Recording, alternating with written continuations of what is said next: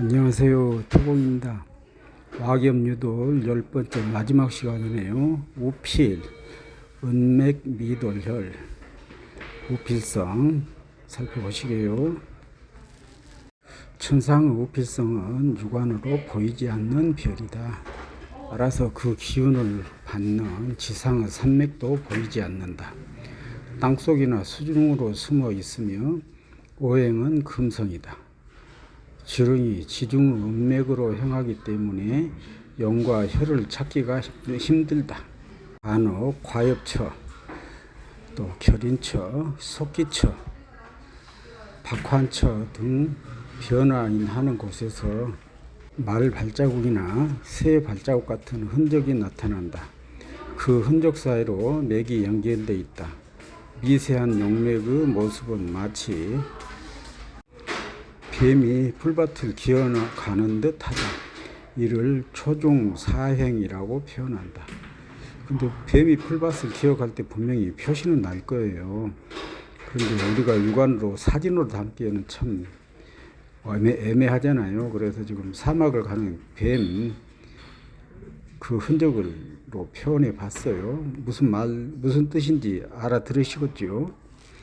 음맥으로 행용하는 용맥을 구분하기란 매우 어렵다. 이때는 작은 물줄기가 음맥을 사이에 두고 양쪽으로 흐르는지 살핀다. 용맥의 생기는 물이 보호하고 인도하기 때문이다. 땅속으로 흐르던 용맥이 용을 멈추면 땅 위로 약간 돌출된다. 지기가 모이기 때문이다. 이렇게 풍수지리사들은 자세하게 살필 수 있어야 되거든요. 우리 선생님께서는 혈장을 한번 이렇게 결정을 하시면은 대부분 한 10번은 가실 거예요. 비 오는 날도 가보고, 비 온 뒤에도 가보고, 아침에도 가보고, 오후에도 가보고, 그렇게 아주 세심하신 분이셨거든요.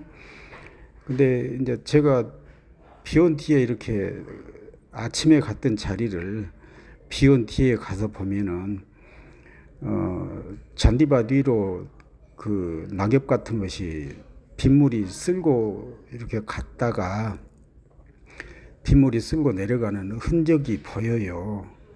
그래서 평상시에는 안 보이던 것들이 그 빗물이 적은 낙엽이라든지 적은 모래를 가지고 가면서 이렇게 또랑을 형성한 그런 부분까지 비 온 뒤에 바로 가서 보면 알 수 있거든요. 여기서도 그런 뜻을 표현한 것 같아요.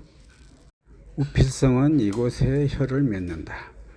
음맥이 영진체에 이르러 평지로 약간 돌출한 다음 혈을 맺는다 하여 이를 은맥미돌이라고 한다. 정확한 혈처는 미묘하게 돌한 지점 중 오목하게 들어간 부분이 혈이다. 즉 미돌와중한 것이 혈이다. 작게 솟은 것 중에서도 또 옴팍한데 이제 음양이 그런 데서 음이 오면 양으로 받고 양으로 오면 음으로 받는다 하는 것하고 똑같거든요. 음내 양수, 양내 음수. 이때 물은 혈 앞에서 합수하여야 한다. 지기가 더 이상 앞으로 나가지 못하고 응결하려면 물이 가로막고 있어야 하기 때문이다. 평지에서 혈을 찾을 때는 용맥을 보지 말고 물을 보라는 말은 여기서 생겨났다. 평지의 미묘한 돌출 부분에 혈을 결지했다 하여 혈의 발복이 작은 것은 아니다. 혈의 결지 조건인 입수, 도두, 내두, 선익, 순전, 내두, 순전, 선익이 있으면은 혈이라고 했잖아요. 혈토 등이 모두 갖추어지고 무루, 상분, 하합이 잘 되어 있으면은 대혈을 결지할 수 있다. 돌혈은 평평한 곳에서 돌기하여 가마솥을 엎어놓은 것이나 거북이 등과 같이 볼록한 모양으로 유열에 비해서 혈장이 짧고 높아 태음에 속한다. 도렬은 높은 산에도 있지만 주로 평지에 많이 있으며 고산보다 평지의 도렬이 더욱 길하다. 주룡은 평평하고 낮은 양용으로 입수하여 볼록하게 돌기한 음혈인 도렬을 결지한다. 도렬이 높은 산에서 결지할 경우에는 바람을 받기 쉬우며 청룡과 백호를 비롯한 안산과 조상 등 주변의 산들도 모두 높아 겹겹이 혀를 감싸주어서 장풍이 되어야 된다. 돌은 이렇게 불떡 솟았기 때문에 물은 무섭지 않는데 바람이 무섭거든요. 그렇기 때문에 높은 산에서는 도렬보다는 와열에 점수를 터준다. 혹시 도렬이 생긴다면은 가까운 산에서 가까운 주변에서 이렇게 청룡, 백호, 안산이 잘 싸가지고 촛불을 켜놔도 도렬에 촛불을 켜놔도 바람 부는 날 초가 흔들리지 않을 정도로 잘 감싸 주어야 한다. 그런 뜻이 숨어 있어요. 평지에 돌기한 도렬은 장풍이 사실상 어려워 바람을 많이 받으나 평지의 바람은 퍼져서 오는 바람이기 때문에 고산의 산골짜기 바람처럼 두려워할 필요는 없다.